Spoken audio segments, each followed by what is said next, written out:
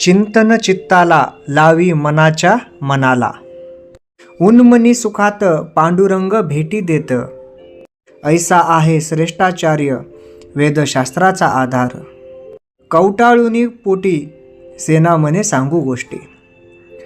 कशा प्रकारे जर आपलं मन पांडुरंगाच्या चरणी लीन झालं तर आपल्या अंतर्मनात आणि बाह्यमनात कशा प्रकारच्या गोष्टी घडत असतात याचा एक जिवंतपणे देखाव्या रूपामध्ये सांगितलेला साक्षात्कार केलेला अभंग हा संत सेना महाराजांचा। संत सेना महाराज याच्याद्वारे काय सांगतात की जर आपल्याला आपल्या स्वत्वाचंच जाणीव होत नसेल, आपण कोण आहोत ह्याची जर जाणीव होत नसेल तर मग आपला जगून किंवा आपली ओळख सांगून उपयोग काय?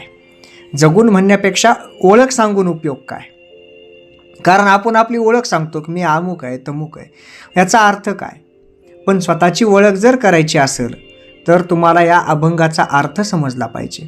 जर आपल्याला या अभंगाचा अर्थ समजला तर आपण कोण हे आपल्याला निश्चितपणे समजेल। तर संत सेना महाराज या अभंगाद्वारे काय सांगतात?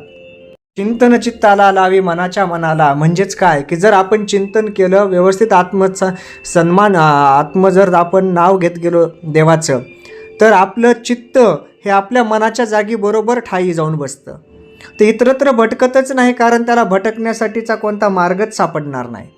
अशा प्रकारे आपलं चित्त हे त्याच्या जागी जाऊन व्यवस्थित राहतं। उन्मनी सुखात पांडुरंग भेटी देतं। उन्मनी सुख म्हणजे काय?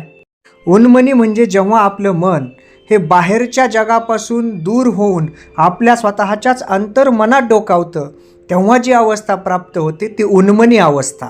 मग या अवस्थेमध्ये आपल्याला आपली खरी ओळख व्हायला लागते। या अवस्थेमध्ये आपल्याला आपला बाहेरचा आत्मानंद परमानंद आपल्या मनातला आत्मानंद ह्या दोहोंचं मिलन होण्याची वेळ येते आणि मग आपलं खरं चित्त हे कशा प्रकारे ईश्वराशी निगडीत आहे हे आपल्याला जाणवतं। ऐसा आहे श्रेष्ठाचार वेदशास्त्राचा निर्धार, म्हणजे हाच श्रेष्ठ असा आचार आहे, उत्तम असा मार्ग आहे आणि हेच वेदात आणि शास्त्रात देखील हेच सांगितलेलं आहे। जेव्हा आपण स्वतःला ओळखतो, जेव्हा आपण ईश्वर शक्तीमध्ये लीन होऊन स्वतःला ओळखतो, ती जी अवस्था असते ही अवस्था म्हणजे चिरंतन सुख देणारी अवस्था असते। ही अवस्था प्राप्त करणं विचार केला तर अवघड देखील काही नाही आहे।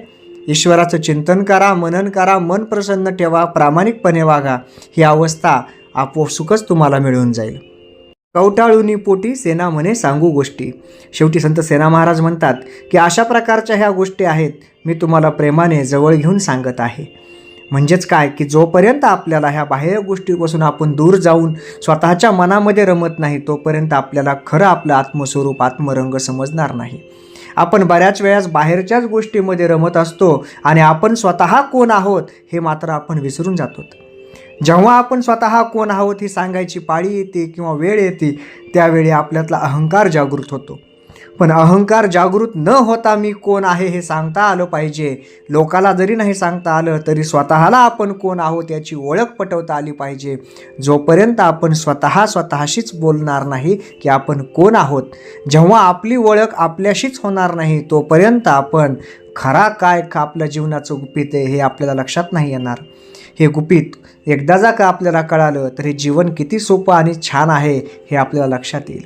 आपण इतरांवर कुरघोडी करण्यामध्ये, इतरांचा मोठेपणा दाखवण्याच्या नादात आपण स्वतःचा मोठेपणा दाखवताना या सर्व गोष्टीला विसरून जातो आणि मग आपण ह्या अहंकाराच्या गर्ततेत लोटल्या जातो। म्हणून आपण स्वतः कोण आहोत याची जाणीव करून जर आपण ह्या स्वतःमध्ये रमलोत आणि स्वतःची ओळख झाली तर मात्र हे जग आपल्यासाठी खूप छान आहे। जय जय रामकृष्ण हरी।